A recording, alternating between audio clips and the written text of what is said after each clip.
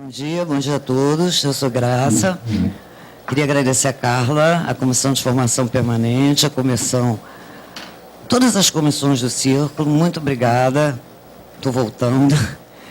E agora vou passar para o Benilton, que vai encerrar o ciclo de conferências com o tema escolhido que perpassou o ano, né? E é precariedade e desamparo. Obrigada, Benilton. Bom, muito bom estar aqui, sábado de manhã, com tanta gente amiga, para uma coisa charmosa, um pouco fora de moda, né? Um pouco um artigo raro hoje em dia, que é a oportunidade da gente conversar, trocar ideias sobre questões que nos afligem. Digo isso porque, é claro, né? Bastou chegar aqui e já ouvir 2, 3 comentários de pessoas falando sobre a afinidade eletiva inesperada entre o tema de hoje, desamparo, precariedade e resistência, e o Jornal Nacional que a gente ouve todos os dias, né? As folhas as redes sociais, etc. e tal. Então eu vou, inevitavelmente, quando eu fiquei pensando sobre como organizar aqui a minha fala para a nossa discussão, é inevitável que esse zum ao redor do nosso cotidiano tivesse me assombrando, né? Mas eu tentei fazer o seguinte, primeiro um voo de pássaro sobre algumas ideias em torno da noção de trauma, só mais para a gente ter uma espécie de referências comuns de início, para discutir, então, trocarmos ideias sobre como é que essa questão do trauma se apresenta hoje em dia. Hoje em dia, eu digo, nesse mundo do século XXI, nessas últimas 2 décadas, se essas circunstâncias assim, sociais, históricas que a gente vive, introduzem ou não alguma coisa que faça a gente ter que trabalhar esses conceitos em torno do trauma, tanto na clínica quanto na conversa, na crítica social. E então eu vou falar sobre um pouco das ideias de Freud, Winnicott, en passant, Lacan e tal, para depois chegar ao que são algumas ideias sobre essa ideia de trauma e resistência hoje. Bom, esse tópico do trauma, ele na verdade chegou à psicanálise por via da medicina, né? O trauma é um conceito médico que surgiu na metade mais ou menos do século XIX.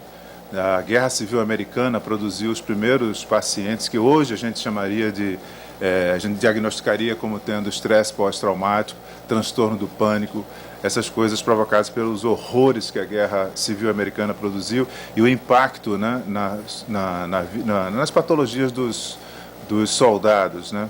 Além disso, a medicina na época era muito marcada pelo fisicalismo, né?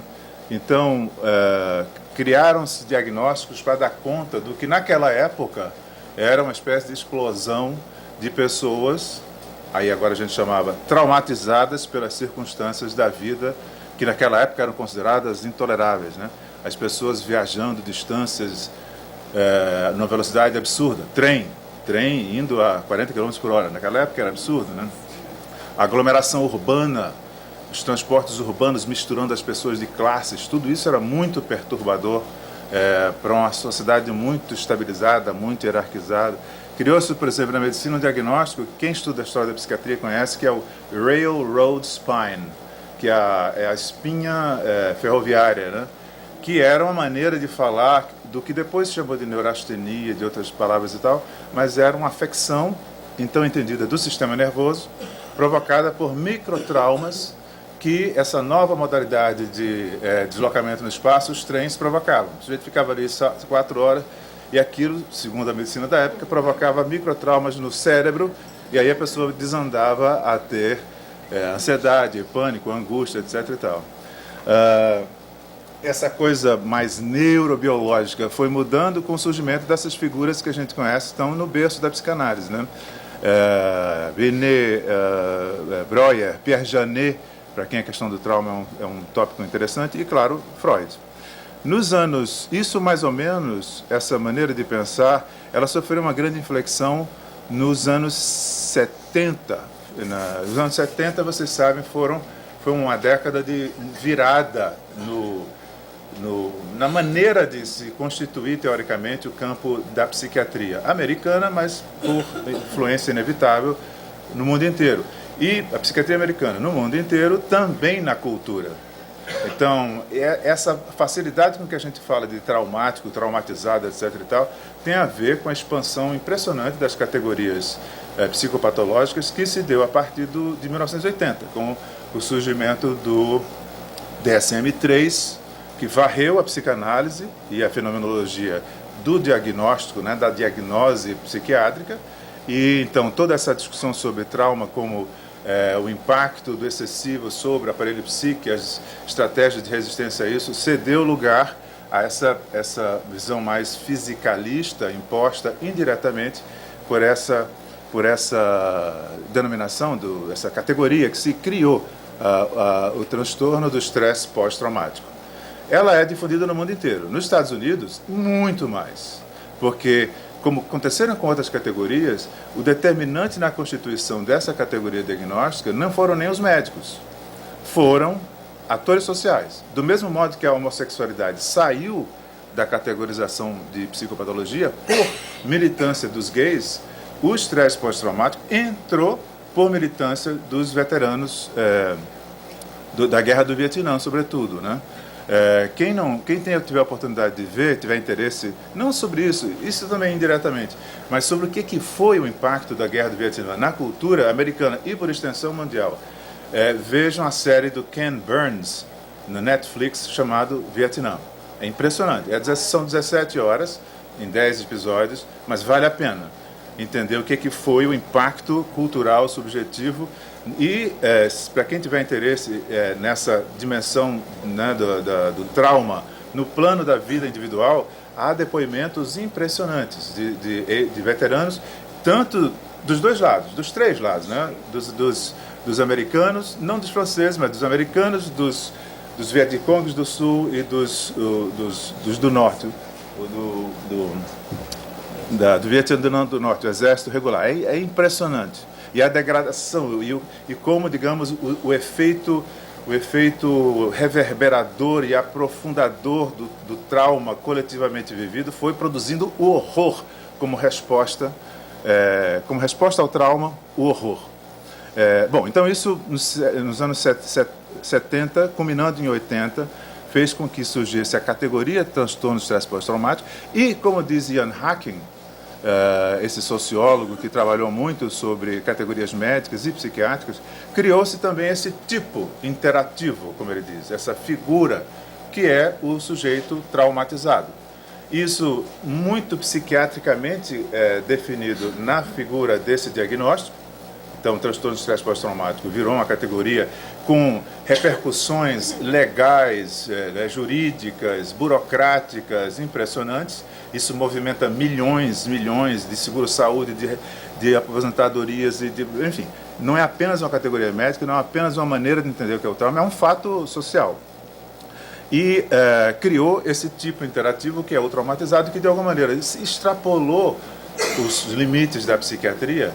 Assim como, por exemplo, a introdução dessa categoria do transtorno bipolar, aconteceu a mesma coisa, né? A ideia de bipolaridade extravasou a psiquiatria, contaminou o mundo cultural e fez de cada um de nós um bipolar em potencial. Em que sentido?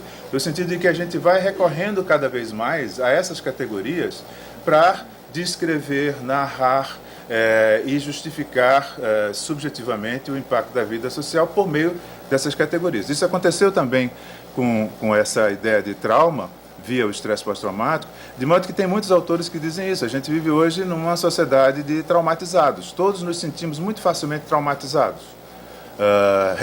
Semana passada, eu estava conversando com uma pessoa que estava num workshop com professores americanos da NYU, Universidade de Nova York, e de Columbia, ambas em Nova York. E os professores estavam mencionando a dificuldade que eles têm hoje em dia de simplesmente dar aula e de dar notas. Por quê? Uma professora, 60 anos, toda emérita, falando, ela no momento está sendo processada por uma aluna que se sentiu traumatizada vítima de assédio moral porque ganhou uma nota B+. Ou seja, não ganhou A, ou B+.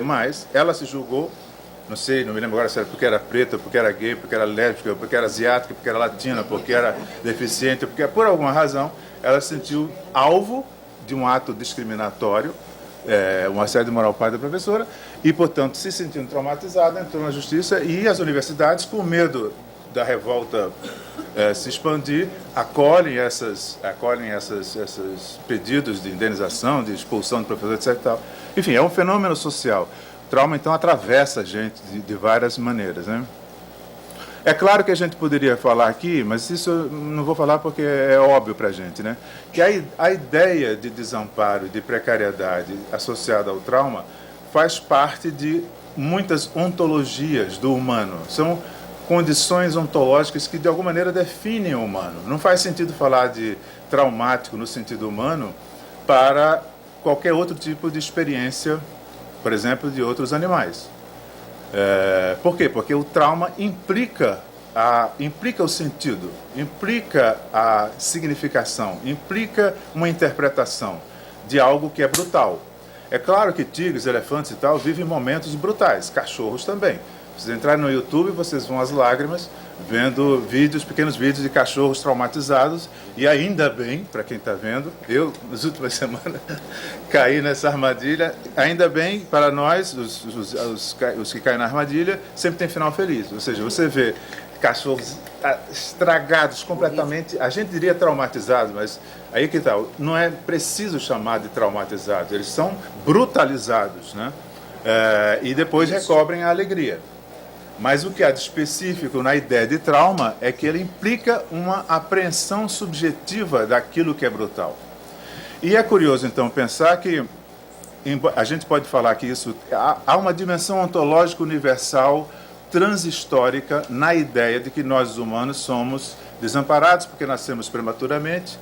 A vida humana é, por definição, precária, porque nós não temos só instintos que nos conduzem automaticamente. A pulsão implica uma abertura sem limite dos destinos possíveis para os nossos impulsos, desejos, fantasias, ambições. A linguagem joga ao infinito as possibilidades de realização do humano. Qual é o preço disso? É maravilhoso. Qual é o preço disso?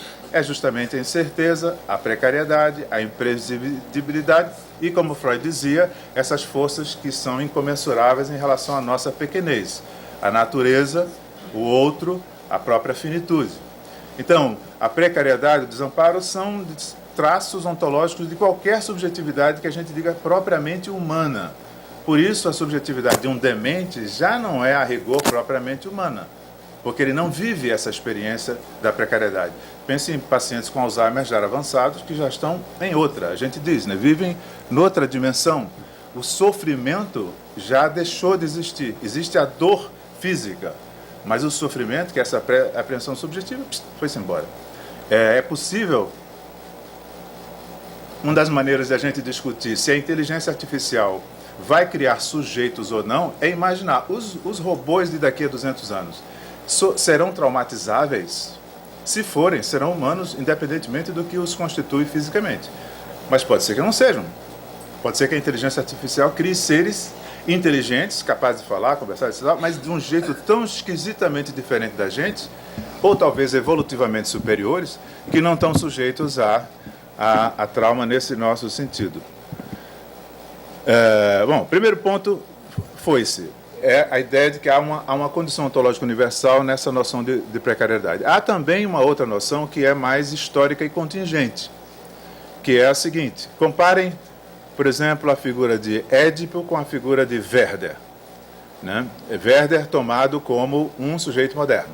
É um indivíduo tomado pela paixão, é a paixão que brota dele feito um vulcão incoercível, que ele não domina, e que, frente ao não da Charlotte, o leva a um mundo onde não há mais sentido possível e ele acaba se matando. Aliás, você sabe, o Werder, o romance que o Goethe escreveu aos 24 anos, produziu uma epidemia de suicídios numa época, em 1700 e alguma coisa. Não tinha banca de jornal, não tinha livraria a dar com pau, e foi um best-seller, o Werder, e teve esse efeito, né, Por quê? Porque as pessoas estavam aprendendo como é que era ser moderno, aprendendo como é que você se apaixonar loucamente, aprender o que é morrer de amor, né? Édipo é um outro mundo. A gente poderia dizer de Werder que a paixão de Werder é, digamos assim, o epígono, é uma espécie de modelo do que é o traumático, como a gente entende, né? A intrusão de uma intensidade excessiva em relação à nossa capacidade de simbolização, portanto, de inclusão daquilo que parece externo e disruptivo à nossa economia psíquica. Esse é o traumático que o Werder vive e o leva à morte. Esse é o traumático como a gente entende. Bom, não há figura mais cheia de traumas, se a gente olha com o etnocentrismo e o como é que se diz, o anacronismo do tempos atuais, do que Édipo, né? Mas seria correto a gente dizer que Édipo, então, é um sujeito traumatizado, nesse sentido em que a gente tematiza o trauma? Eu tendo a dizer que não. E por quê? Porque se o trauma tem a ver com sentido, ou seja, como a maneira como as coisas do mundo, o imprevisto, o acaso, a força absoluta, o absurdo do sem sentido nos afeta, isso, para ser aplicado a Édipo, implica desconhecer, de alguma maneira, o que é o mundo na sociedade antiga, holística, qualquer uma delas. O que diferencia o mundo antigo do mundo moderno é justamente, entre outras coisas, a questão do sentido. No mundo encantado, pré-desencantamento do mundo, como diria Weber, que se dá na modernidade, o mundo é prenhe de sentido. Tudo tem sentido. O trovão tem sentido. Numa tribo, se acontece um maremoto, isso tem um sentido. Se acontece um terremoto, se acontece, sei lá, um bando de leões comer a tribo, tudo tem um sentido. Não há essa experiência de algo que é avassaladora e que a gente não encontra sentido além da nossa capacidade de elaboração. Para qualquer pessoa no mundo... Então, para Édipo, o sentido já está dado de antemão. O oráculo já define, o destino está traçado. O que quer que aconteça a ele não tem a ver com falta de sentido, não, está cheio de sentido. São os deuses no Olimpo brincando com os humanos. A guerra de Troia se define lá em cima, não foi lá embaixo. Lá embaixo é apenas um tabuleiro onde os doadores de sentidos, que dão sentido ao mundo, os deuses, orientam, digamos, os destinos humanos. Então, de certa maneira, isso é para dizer o seguinte: embora a gente possa falar que o trauma, ele tem, e a precariedade, o desamparo, tem uma conotação, na nossa descrição universal do que é ser um sujeito, há, digamos, do ponto de vista existencial ou experiencial, uma conotação ou uma importância desse contexto histórico. De modo que trauma, no sentido em que a gente está aqui discutindo hoje, é, de alguma maneira, um privilégio dos modernos. Por quê? Porque no mundo moderno, o mundo desencantado, você olha para o mundo e você não vê sentido. Galileu Galilei, você vê um livro aberto, escrito em caracteres matemáticos. Não tem sentido. A natureza não tem direção. A natureza simplesmente é o que é. Não há intencionalidade, não há significação oculta. O cientista já não vê mais a natureza tentando encontrar o sentido da criação, os desígnios de Deus. Não, apenas olha mecanismos, a máquina do universo, né, o mecanismo do mundo. Então, é isso que faz com que a gente possa, talvez, aceitar essa ideia de que essa noção de trauma ela tem a ver com a subjetividade moderna. Assim como, na verdade, isso que nos reúne aqui, né? A ideia de sujeito, a ideia de interioridade, conflito como marca da subjetividade humana. O conflito de Édipo é entre ele e os deuses. O conflito de Werder é entre ele e ele mesmo. Isso somos nós. Bom, no caso da psicanálise, então, a gente poderia, muito voo de pássaro aqui, perceber que existem várias maneiras de tematizar esse tópico, não é? Esse tema. Muita gente acha que a carta de 1897, que Freud escreveu a Fliss, dizendo não acredito mais na minha neurótica, o momento em que ele abandona a teoria do trauma e como a fantasia começa a ocupar um lugar central, a ideia de realidade psíquica, etc. e tal, marca, digamos, o início da psicanálise. E, de alguma maneira, isso talvez introduza o que a gente poderia dizer é uma marca não só da visão freudiana do trauma, como talvez de toda abordagem psicanalítica, falando de maneira genérica, que é essa ideia de que o Freud se define pela presença de uma força, de uma intensidade externa ao aparelho psíquico que a assombra, que a coloca desamparada, no sentido de não ter o anteparo que o sentido fornece. Ou seja, de certa forma, a ideia do trauma, inclusive na sua função etiológica, no caso da histeria, no caso da psicopatologia, ela se refere a essa configuração, digamos assim, né? A essa equação, algo que é da ordem do externo, e é claro que a pulsão, digamos, as intensidades pulsionais são tidas aqui como externas ao psiquismo, precisam ser elaboradas, subjetivadas para que adentrem no tecido psíquico, né? Então, forças externas, tanto pulsionais quanto acaso, e que interpelam a capacidade psíquica do sujeito incorporar aquilo no seu tecido psíquico. O que ultrapassa isso é o que a gente chama de trauma, e, portanto, o trauma está sempre dentro de uma espécie de horizonte narrativo, né? Narrativo no sentido de que a malha psíquica, ela sempre lança as suas redes no sentido de tentar encobrir ou recobrir, incorporar, apreender aquilo que parece fora do campo do significável. Isso é uma das coisas que, depois a gente pode conversar, hoje em dia se discute, dentro e fora do campo psicanalítico, né? Fora, por exemplo, na crítica que uma filósofa que escreveu muito sobre Freud, e recentemente para criticá-la, a partir da neurobiologia, que é a Catherine Malabou. A ideia dela é a de que a psicanálise, mas ela está falando de Freud basicamente, né? Ela pensa o traumático sempre dentro desse esquema, ou seja, num esquema em que algo incita o aparelho psíquico, e o aparelho psíquico responde ao trauma com aquilo que é a sua história. A história do psiquismo individual de cada um é que vai mostrar se aquele sujeito é capaz, em que medida é capaz ou não, de incorporar aquele evento traumático, dotando de sentido, ou não, ou repete nessa tentativa vã, ou faz uma cisão, uma dissociação interna de modo a não ter mais, a isolar, digamos assim, os efeitos psíquicos daquilo que não é elaborável. E o que é que ela diz? É que com isso se criou uma atitude, digamos assim, teórica, que colocou inevitavelmente em segundo lugar a dimensão do não sentido, e a dimensão não só negativa, etiológica no sentido da patologia, mas a dimensão positiva, a dimensão de efeitos geradores de transformação subjetiva, que o acolhimento do não sentido, do não significável, daquilo que está na ordem do excesso, etc. e tal, poderia ter. No caso dela, a crítica que ela faz é que isso impede a psicanálise de entender o que ela chama de cerebralidade, como sendo o inconsciente da subjetividade. Ou seja, a gente quando vê alguém, mesmo alguém, os pacientes de Oliver Sacks, que tem AVCs e tem aquelas coisas estranhíssimas, né? A nosognosia, acha que o braço não é dele, embora o braço esteja aqui colado, mas não é meu, de quem é, não sei, é do Xande. Mas como é que é do Xande? Eu não sei. A nosognosia é uma perturbação provocada por AVC ou por tumor, etc. O síndrome de Capgras, eu não reconheço a minha mulher, embora esteja sentada aqui, igualzinha, etc. e tal, mas não é uma impostora, etc. e tal. Se ela for para lá me telefonar, eu reconheço e converso com ela. Síndrome de Capgras, esquisitíssimo, né? São doenças estranhíssimas que o Oliver Sacks estuda.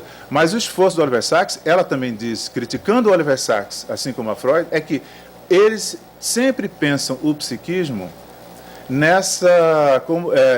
sempre pensam, digamos, a vida subjetiva, como tendo como centro de gravidade permanente a capacidade psíquica do sujeito. Ou seja, qualquer trauma, o AVC, ele é subjetivado, e o que importa é a subjetivação do AVC. Se você tem um Alzheimer, você tem alguma resposta, mas a resposta de cada um vai ser singular na medida em que, de novo, a matéria cerebral, ela aciona aquilo que são os recursos psíquicos da história individual e, portanto, há uma espécie de assinatura psíquica de todo acometimento mesmo neural, ou do acaso, do sem sentido. Essa hipótese que nos governa de alguma maneira, né? Mesmo na clínica a gente não faz outra coisa, de uma maneira geral. O que a gente faz? tentar promover um processo de subjetivação, implicação subjetiva. Aquilo que parece externo ao sujeito, não, ele está implicado. Aquilo que é apenas uma coisa física, uma dor de um câncer, etc. Tal, não, é a experiência de você ter a dor do câncer, como é que é isso para você. A subjetivação é o nosso norte, a nossa bússola. O que ela diz é que isso impede a gente ver que há um tipo de drama, um tipo de acontecimento que é aquém desse nível de elaboração. É aquilo que seriam, digamos, as dimensões positivas, as dimensões constitutivas, digamos, dessa presença do excesso, do traumático, digamos assim. É que se cria um outro modo de ser. E não pelos efeitos da matéria subjetiva que inevitavelmente recobre o efeito traumático, a presença do traumático, mas pela própria força do traumático. E ela dá o exemplo do Alzheimer. No Alzheimer, o que você tem não é um modo de subjetivação atrapalhado pela matéria neural, é a constituição de um outro tipo de subjetividade. Assim como ela diz, os traumatizados sociais, os refugiados, as meninas estupradas de maneira terrível em Uganda, Congo, etc. e tal. A gente poderia falar dos nossos estuprados socialmente. São pessoas nas quais a força dessa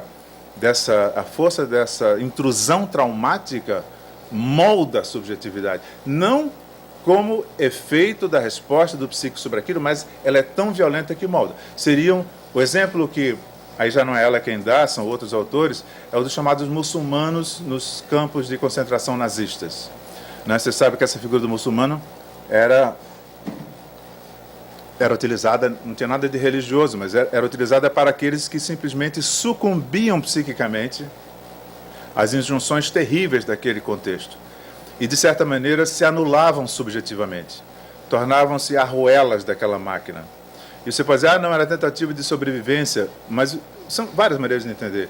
Mas o que ela e outros autores dizem é que não, o efeito traumático daquela circunstância simplesmente construiu um tipo de subjetividade marcada pela indiferença afetiva, pela incapacidade de expressão desejante, um morto-vivo, uma espécie de zumbi, que age mecanicamente apenas respondendo às solicitações do ambiente.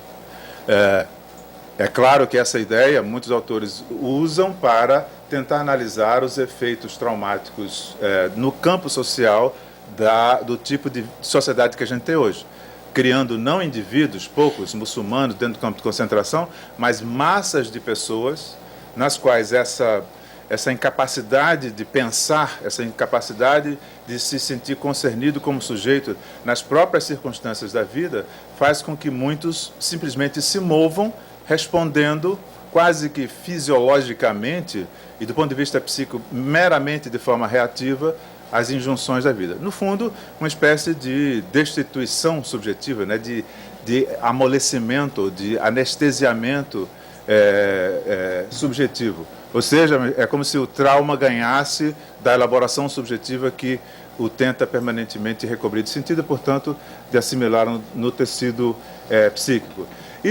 Essa ideia é interessante porque ela encontra eco na elaboração winnicottiana sobre o trauma, que, como todo mundo sabe, tem uma dimensão muito particular, que é como Winnicott vê na origem do psiquismo um momento de não diferenciação em direção a uma diferenciação, uma individuação, uma subjetivação organizada sob a forma de um sujeito, e como ele vê isso como uma espécie de movimento que, se não for atrapalhado, vai ser suficientemente bom para produzir sujeitos suficientemente adequados à vida social, etc. e tal. O trauma, o que é a ruptura desse processo? É tudo aquilo que, pela presença intrusiva de algo, ou pela ausência crucial daquilo que o ambiente deve fornecer, impõe um solavanco, impõe um buraco, impõe uma ruptura desse processo de desenvolvimento. Então, de certa maneira, o Winnicott, a gente poderia dizer,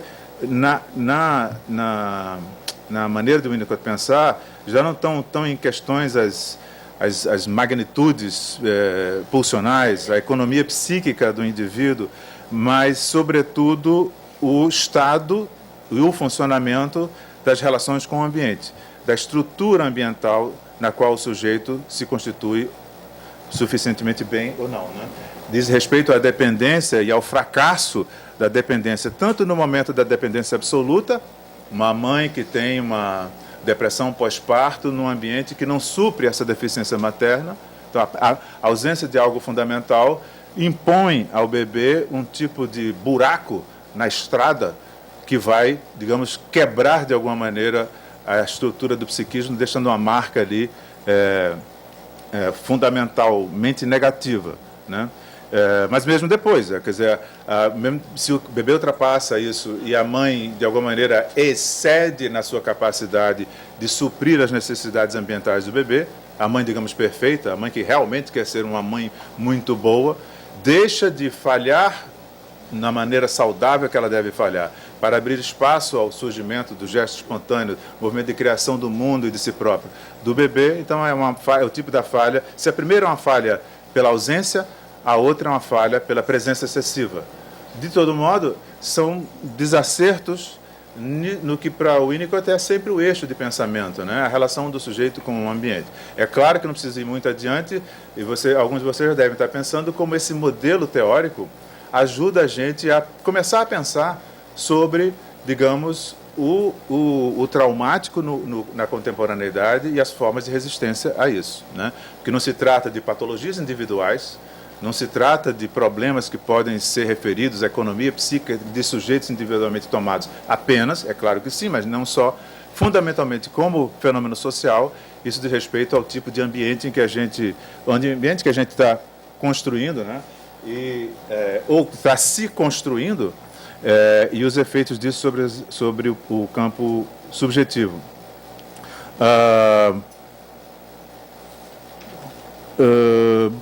Bom, só para terminar esses pequenos comentários sobre as diversas maneiras de pensar trauma na psicanálise, claro que tem todo o campo lacaniano, eu não sou mais competente daqui na sala para falar sobre, mas o Otávio mesmo já produziu páginas muito, muito legais, muito boas mesmo, todo mundo deveria ler, né, no modelo, em análises comparativas sobre Winnicott e Lacan, nessas maneiras de pensar o que é a constituição do psiquismo e o que são as falhas na constituição do psiquismo. E, portanto, qual é o lugar do trauma nesse big picture, nesse grande quadro, né?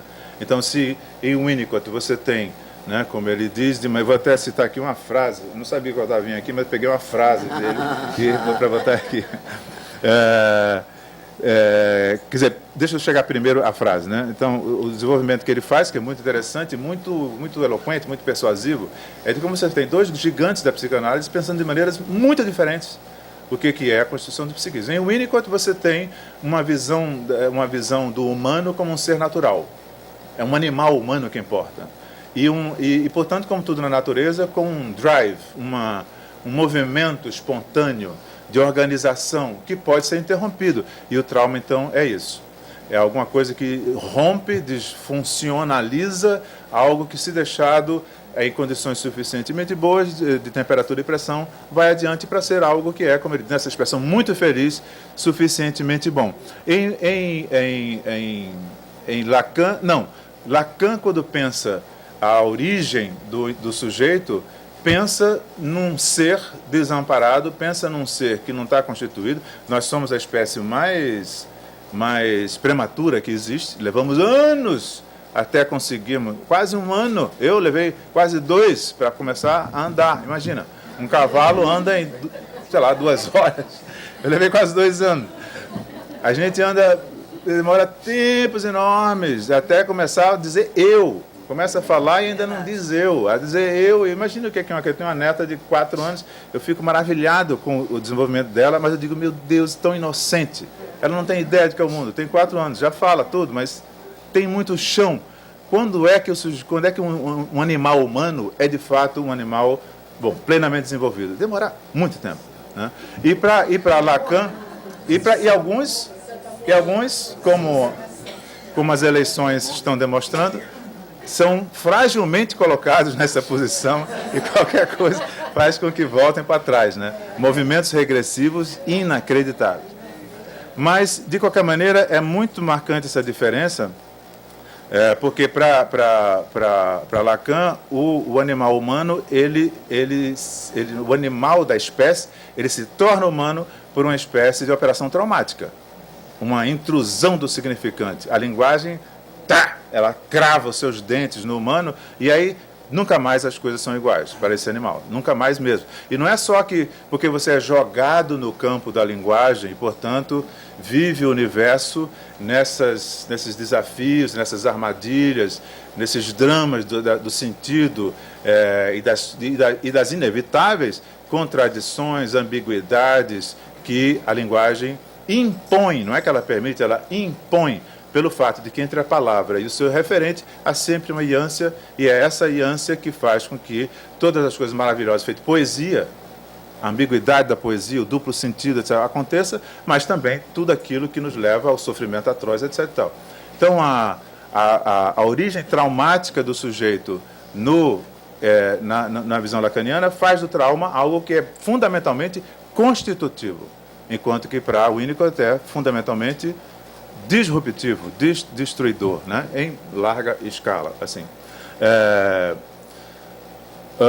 Então, agora eu vou citar aqui o Otávio.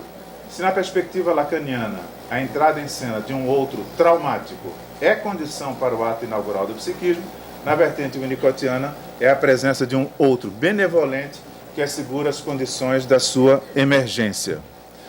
Na vertente winnicottiana, o trauma é pensado não como originário e fundador do processo de subjetivação, como é para Lacan, mas como um elemento secundário e perturbador desse processo. Para Lacan, há apenas pulsão de morte, para Winnicott, há apenas pulsão de vida. Nessa medida, para Winnicott, a diferença não se dá no corte, a diferença, quer dizer, é instituinte da subjetividade, não se dá no corte abrupto, que a pulsão de morte efetua na ordem vital, mas sim na emergência do psíquico a partir da ordem vital. Então, eu trouxe isso aqui porque eu acho muito interessante de a gente se dar conta de como o traumático, embora seja uma coisa que vai para lá e para cá, a gente está sempre às voltas com ela, mas tem maneiras de entender muito diversas, mesmo dentro do campo psicanalítico. Bom, aí a gente pode, para chegar à parte final e a gente poder conversar, a essa ideia do trauma na contemporaneidade. Porque, pegando essa ideia mais da raiz da ideia do trauma, né? Como essas intrusões que ultrapassam a nossa capacidade de produzir significado, de apreendê-las, de incorporá-las à nossa dinâmica psíquica e tal, a gente poderia talvez dizer, mas aí já começamos a falar, são todas teses sujeitas à discussão, que a nossa realidade cultural, sociopolítica e tecnológica, sobretudo, nas últimas poucas décadas, né, é uma em que a quantidade de presença desse tipo de acontecimento, evento, processo, etc., aumenta cada vez mais. Como é que a gente pode caracterizar isso? A gente poderia estender, falar muito sobre isso, mas eu vou tentar somente pontuar para vocês coisas que, de alguma forma, têm a ver com essa ideia geral, que é posta para a discussão. A de que a gente vive uma cena social, hoje em dia, onde a quantidade de elementos presentes exacerbou aquilo que foi, digamos, a experiência inaugural da modernidade. O que foi a experiência inaugural da modernidade? Um mundo desencantado, um mundo onde o sentido agora é construção humana e construção individual. O sentido da existência de cada um de nós é responsabilidade de cada um. Já não são mais os deuses, já não é mais a família, já não é mais a tradição, já não é mais a religião, cada um se vira. Isso está na origem do que a gente tem de melhor. Direitos humanos, democracia, direitos das mulheres, dos negros, dos gays, dos deficientes, tudo isso tem a ver com essa ideia. O valor do indivíduo, da singularidade do psiquismo, do destino humano coletivo e individual como fruto dos esforços coletivos individuais, a ideia de revolução, no sentido moderno da palavra. Você lembra que a revolução até Copérnico era um movimento, era a revolução dos astros.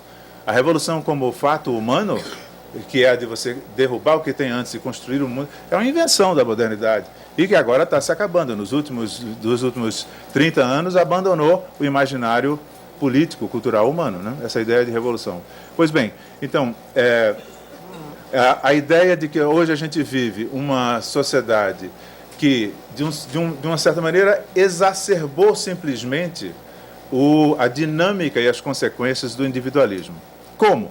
Por exemplo, promovendo uma crise da própria ideia de autoridade, crise da própria ideia de lei, a ideia de que todos nós somos autônomos de uma maneira quase absoluta, aquilo que o Alain Nebert chama a cultura da autonomia generalizada, a ideia de que não há valor mais alto que se levante, a ideia de que qualquer valor pode ser posto em questão, tudo pode ser posto em questão, portanto, tudo pode ser matéria de escolha. Por um lado é ótimo, porque ninguém é obrigado a ser religioso. O ateísmo, desde a modernidade, é uma opção, ou o agnosticismo. A gente pode escolher tudo, pode escolher inclusive o gênero, independentemente da sexualidade. A anatomia não é mais destino. Há muitas coisas boas como consequência desse processo histórico, mas, como tudo na vida, há o preço. Qual é o preço?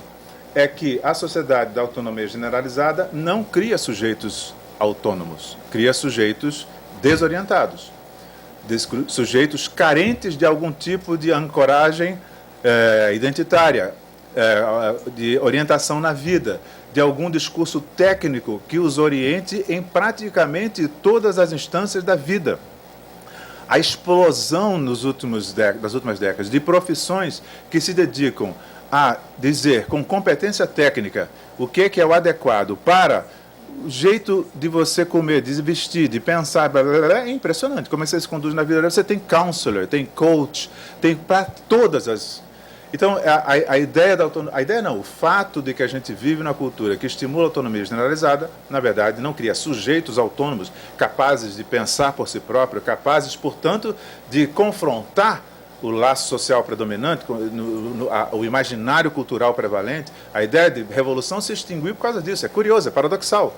Quando todo mundo está numa sociedade onde você pode fazer tudo, porque todo mundo tem direito a gozar do jeito que lhe for possível, a gente cria não sujeitos capazes de inventar novos modos de ser humano, novos modos de organização social, a gente cria uma massa cada vez maior de indivíduos que alimentam o status quo vigente e a gente tem uma espécie de crise de infertilidade da imaginação, porque a gente não consegue imaginar um mundo diferente desse daí. A gente só consegue imaginar um jeito de se dar bem melhor no jeito que as coisas estão. A gente não consegue hoje em dia imaginar o que é mudar as regras do jogo, da convivência humana. A gente consegue ver como é que dentro desse jogo, o jogo é mais equilibrado, o jogo é menos brutal, menos violento, etc. E tal. Além disso, a gente tem... Isso se expressa se expressa de alguma maneira decorrente do fato de que a própria... O que já se disse, o declínio da política, né, o declínio da comunidade política, a hegemonia do mercado, a lógica do mercado invadindo todos os terrenos da vida social, inclusive o terreno da vida psíquica, né? Tudo agora em você é commodity, tudo é precificável. O seu tempo, a sua atenção, o seu estilo, o seu cabelo, tudo de alguma maneira tem a ver com a sua imagem. A sua imagem cada vez mais é um ativo que vai fazer com que você seja ou não seja empregado, por exemplo. Todo mundo aqui, eu não sei, eu não tenho Facebook, eu sou um dinossauro nesse sentido, mas eu falo para todo mundo que é jovem e que está no mercado de trabalho, cuidado com o Facebook, porque a imagem que você põe, um retrato, uma foto que você põe no Facebook, pode marcar o seu destino e você nunca mais ser contratado naquelas empresas ou naquela área em que você gostaria de ter uma carreira. Isso é verdade, vocês sabem disso. Tem milhões de exemplos. Por exemplo, daquela menina americana que foi, todo mundo deve saber, lembrar, a menina pegou um avião na Califórnia e foi para a África do Sul. Entrou no avião e botou no Twitter uma brincadeirinha. Ainda bem que eu estou levando... Ainda bem que eu sou branca, não vou pegar AIDS. Pô, quando ela chegou, 14 horas depois, em Joanesburgo, tinha um batalhão de repórteres, fotos, ela já tinha perdido o emprego, tentou desesperadamente sair, tirar, fechar conta, não sei o quê, mas acabou-se. Ela se lascou na vida. Vocês veem a Xuxa até hoje entrar na justiça tentando apagar aqueles filmes que ela fez, os vídeos lá com criança, enfim. A gente vive num mundo onde as mudanças tecnológicas também mudaram muito as bases do nosso cotidiano. Essa ideia da prevalência da imagem na dinâmica das trocas sociais, na dinâmica do reconhecimento recíproco, é uma coisa hoje totalmente presente. Quem é criança aprende isso hoje. Eu não aprendi isso. No meu mundo, isso não fazia parte. Eu precisava conversar com as pessoas precisavam presencialmente estar comigo. No máximo, contato por cartas. Nunca te vi, sempre te amei. Mas era um contato muito mediado pela presença física, né? Hoje em dia, não. As relações, as reputações, o olhar do outro amoroso ou odiento se passa no outro plano que não é o da realidade presencial. Aliás, isso é curioso, que essa semana eu me dei conta de que antigamente eu usava a palavra o real, né, a realidade real e a virtual, mas eu me dei conta que isso é uma bobagem, porque isso valia no início, nos anos 2000, quando o virtual era uma coisa, um nichozinho. Hoje em dia não é mais assim. Hoje em dia você tem uma realidade virtual e uma realidade, digamos, presencial, porque ainda nós não temos presenças no mundo virtual. Daqui a pouco teremos, com hologramas, etc. e tal. Então, o virtual e o presencial se misturam a tal ponto que a realidade é isso tudo. Uma criança, feito meu neto de 1 ano, que já faz assim e tal, modelos identificatórios. Eu recebi um vídeo que é uma gracinha da minha neta de 4 anos. Mas eu olhei, achei uma gracinha, já vi 50 vezes. Mas o que é? Eu sei, é ela com a mãe no espelho e ela dirigindo a mãe. Não grava, não, mas a mãe está gravando. Não grava, não sei o que lá. Aí assim, fala comigo. Oi, pessoal. Nós vamos aqui hoje pintar o rosto. E aí assim, vamos aqui, eu estou com a minha irmã, que é a mãe. A minha irmã, Júlia Beatriz, que vai comigo fazer. Aí tem umas coisinhas, mas é tudo de mentirinha. Finge que isso aqui é um batom. Mas de onde que ela tirou isso? É claro que ela tirou isso, não foi da cabeça dela. Foi dos blogueiros. Ela tem 4 anos e o blogueiro, ela incorporou essa coisa como um exercício de subjetivação, de produção, de um modo de se relacionar com os outros, de se apresentar aos outros, de buscar um olhar amoroso de quem vai ver aquela coisa. Imagina a desgraça, o traumático que será para ela se ninguém clicar. E ela ainda diz assim, cliquem aqui, não sei o que. E ela nem sabe direito o que é esse negócio de clique, porque ela não domina, mas ela já sabe que a regra do jogo tem um pouco isso, né? Então,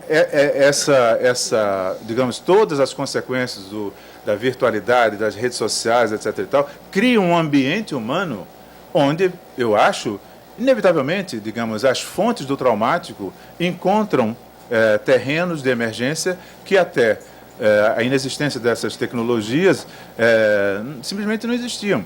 A nossa experiência do tempo, ela mudou. A gente vive num tempo totalmente instantâneo. Todo mundo que tem WhatsApp disso, se você manda uma mensagem e 3 horas depois está azulzinho e a pessoa não responde, se for uma mensagem sensível, isso quer dizer muita coisa. E pode ter um efeito reassegurador, você manda e daqui a pouco respondeu. Isso tem um sentido psíquico fundamental. Se tem 3 horas e ainda está azulzinho e nada, isso tem um efeito. Então, isso é um tipo de experiência que só quem está... Eu não conseguiria explicar isso para o meu pai, que não está mais aí, eu não conseguiria explicar isso. Então, o que me interessa aqui, dando esses exemplos, poderia dar muitos outros, né? É que eventos traumáticos, realmente, eu acho, tendem a deixar de ser acontecimentos episódicos, que sempre aconteceram, e que depois da modernidade a gente aprendeu que alguns deles são traumáticos no nosso sentido, excedem a nossa capacidade de significação, etc. Tal, e isso, a ideia de coisa excessiva, que você não controla, que está muito aquém da sua capacidade de equacionamento, elas vão se multiplicando. Portanto, essa ideia de trauma acumulativo, essa ideia de trauma continuidade, de microtrauma, etc. Tal, eu acho que a gente tem que começar a poder pensar para poder compreender o que é de fato a experiência da gente mesmo, né? E das pessoas que nos procuram, como, digamos assim, estando na base da produção de modos de sofrimento. Ou seja, de modo de sofrimento já é, digamos, um segundo passo, né? Porque a gente poderia dizer que uma das consequências de a gente levar em conta e de supor, pelo menos, a presença dessa movimento de microtraumas o tempo todo, entendido nesse sentido, coisas que acontecem numa velocidade e de uma coisa que a gente não consegue, num âmbito em que a gente não consegue controlar, né? Perdi o fio da meada.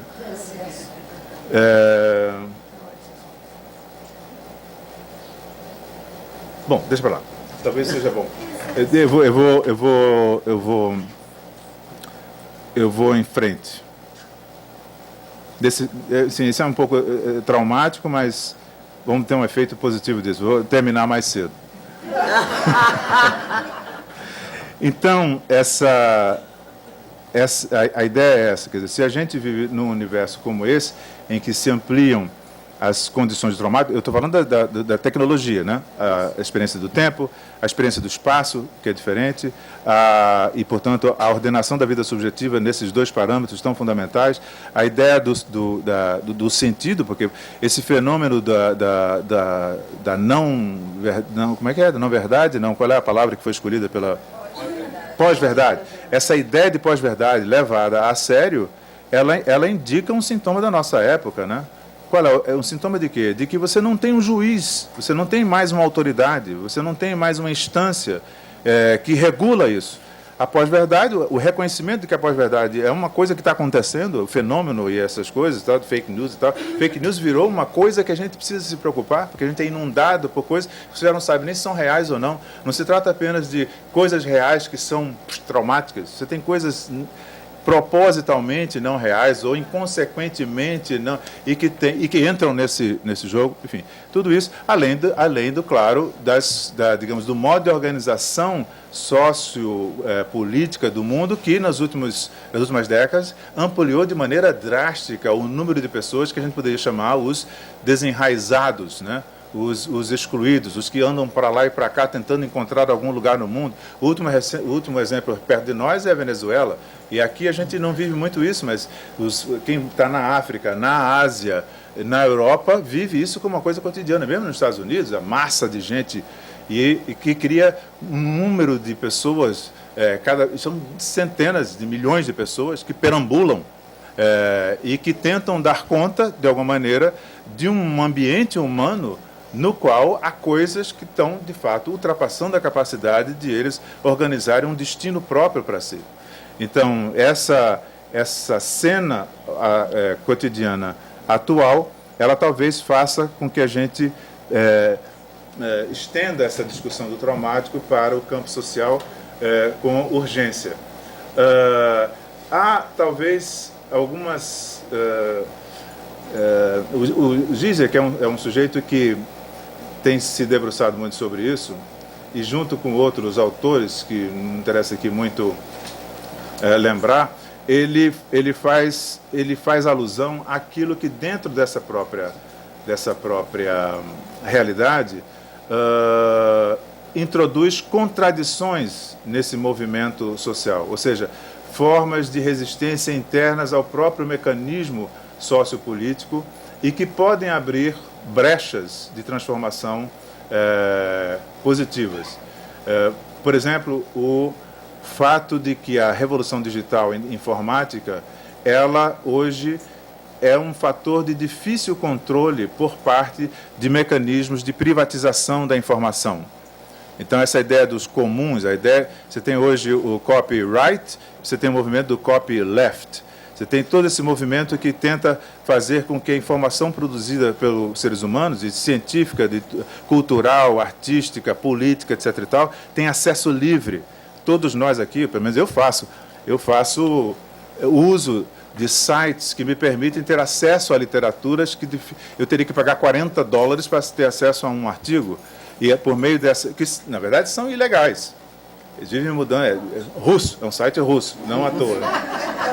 Mas é um site russo que me permite ter acesso a livros e artigos e coisas de graça. E há embora seja russo, tem outros que não são russos e que tem, digamos, uma orientação política, que é essa ideia de que o conhecimento não é para ser privatizado, o conhecimento é um patrimônio humano.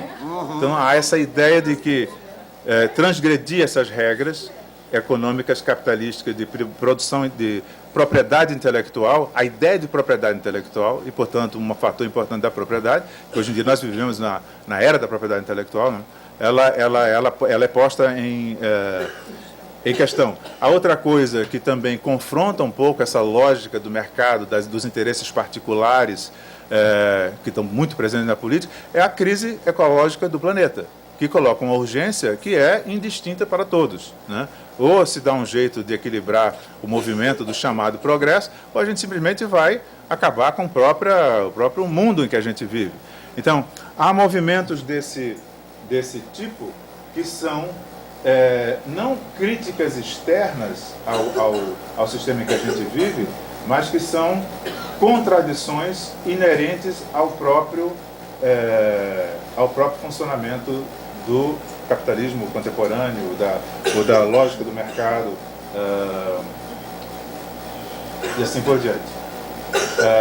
Existem coisas que são efeitos, de alguma maneira, paradoxais dessa nova realidade tecnológica de acesso à informação, que é o fato de que, embora a globalização ela tenda a uma espécie de hegemonização ou de massificação cultural, esse mesmo processo também permite a preservação de culturas, por exemplo, de línguas. Hoje, no Brasil, a gente tem algumas línguas indígenas, nativas, que estão sendo preservadas pelo fato que a gente tem tecnologia para isso, e que certamente desapareceriam do patrimônio humano sem isso. Então, a gente quem é que aqui, nos anos 50, acompanharia o desastre dos Rohingyas, lá de Mianmar, fugindo para Bangladesh, se não tivesse havido a revolução da comunicação? Então, essa revolução da comunicação, a globalização, que de alguma maneira implica essa uniformização e essa produção de excluídos, etc. e tal, ao mesmo tempo produz mecanismos de inclusão de grupos e de interesses que antes eram excluídos, mesmo pelos movimentos que se achavam os mais inclusivos. A esquerda, por exemplo, a política tradicional de esquerda, marxista-leninista, até os anos 80, considerava de importância secundária interesses políticos particulares, de mulheres, de negros, de gays, etc. Por quê? Porque na mudança da sociedade, o novo homem não seria contaminado pelos pecados do homem produzido pelo capitalismo. Essa coisa que deu no desastre que deu, isso teve como consequência a redução da política com P maiúsculo, ou seja, a produção coletiva de uma imagem de sociedade futura na qual nós nos empenhamos em construir os melhores valores e nos empenhamos em construir. Essa coisa sumiu do mapa, porque a gente não tem nem imaginação, o que seria isso?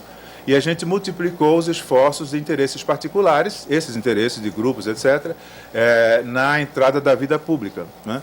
Esse tipo de coisa tem um lado, digamos, que produz uma falta, que é aquilo que pode nos unir de maneira global, produz uma positividade, que é o que é que une grupos que antes estavam dispersos e sem voz, sem direito de cidade, digamos assim, mas, de novo, coloca, digamos, alguns dos desafios, agora que eu vou terminar, de maneira muito breve.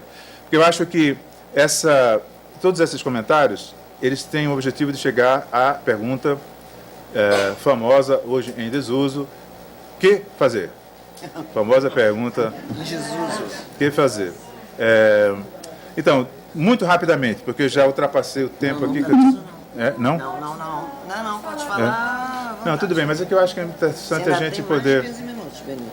15 minutos, então tá. Mais? Tá bom.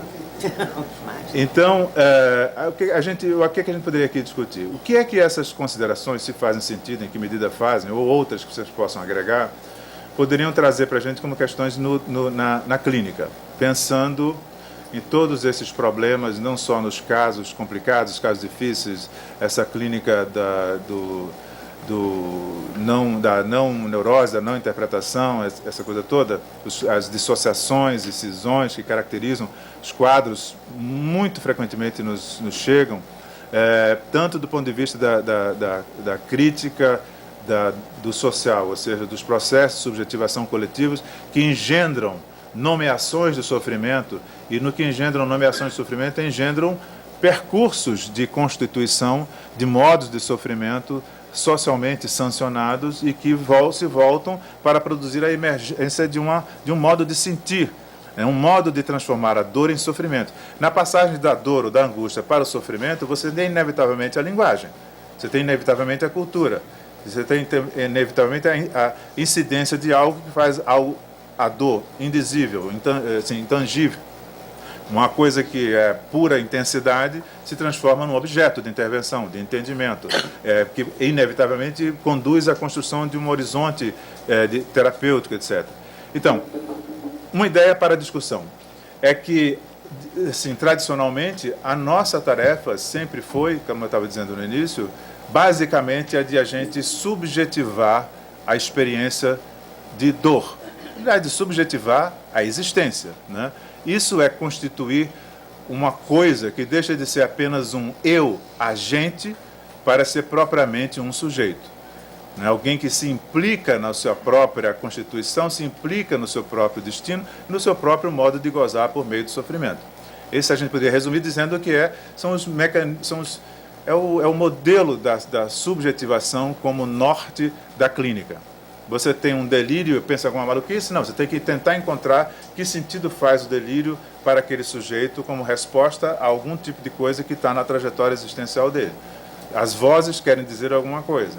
A apatia, a falta de desejo, tudo isso tem algum sentido que, de alguma maneira, se não está construído e simplesmente recalcado, é só, de alguma forma, encontrar a maneira de revelá-lo, é algo que é informe, é uma marca traumática ali indizível, que não se constituiu como elemento psíquico manejável na economia, na dinâmica, no tecido psíquico, mas o que a gente faz, de alguma forma, é construir um caminho que torne possível a transformar aquilo em algo subjetivado.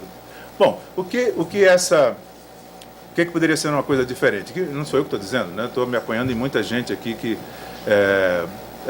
diz. É que talvez, ao lado, paralelamente, concomitante com essa ideia de subjetivação, a ideia que o destino da análise é produzir alguém que não se desimplica de si próprio, é abrir espaço, ter uma abertura para pensar que, parafraseando Paulinho da Viola, a vida não é a frase dele, a vida não é apenas o que se vê, é um pouco mais, né? A gente poderia dizer que a psicanálise é talvez hoje o único campo de interação humana em que a gente afirma o tempo todo que a vida não é apenas tudo aquilo que se pode dizer. Há algo da experiência humana que ultrapassa essa dimensão do dizível, do enunciável, do que é narrável, do que é inscrito de maneira significativa na vida.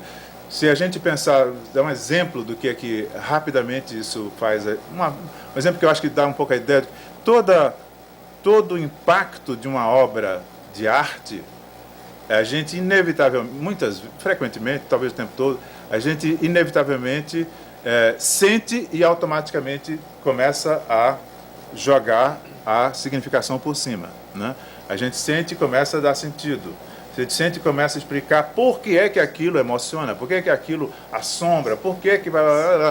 Mas há talvez a importância na vida de todo mundo de construir a capacidade de fruição daquilo que não necessariamente, e daquilo que talvez incoercivelmente esteja fora do alcance do que é enunciável, discutível, significável, narrável, inscritível dentro do psiquismo como algo que faz sentido na nossa cadeia singularíssima de apropriação do existente.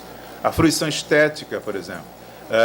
Estados que a gente winnicottianamente diria são uma espécie de cultivo dos estados de não diferenciação, que são, de certa maneira, uma defesa contra a desorientação, a desagregação, a fragmentação que o cotidiano hoje em dia, para o qual o cotidiano hoje em dia nos arrasta de maneira insidiosa e de forma permanente.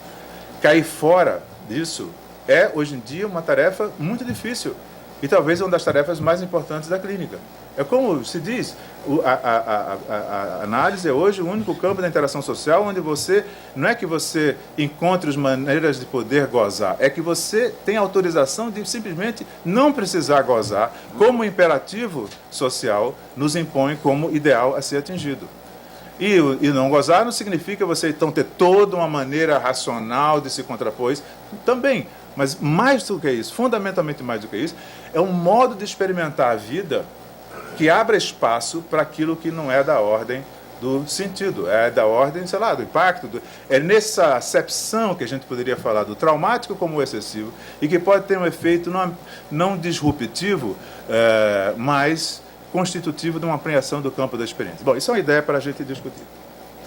A aceitação não só, digamos, da contingência e do acaso e da intensidade que não precisa ser significada, mas também a aceitação da ambivalência, do caráter paradoxal que essa relação com o mundo e com a gente mesmo permanentemente se põe como presença, né?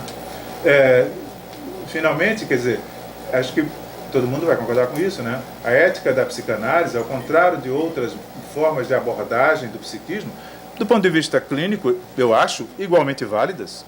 Eu não sou daqueles, por exemplo, que faz dos terapeutas cognitivo-comportamentais inimigos a serem denunciados, ou pessoas equivocadas cujo erro teórico e clínico precisa ser denunciado, né?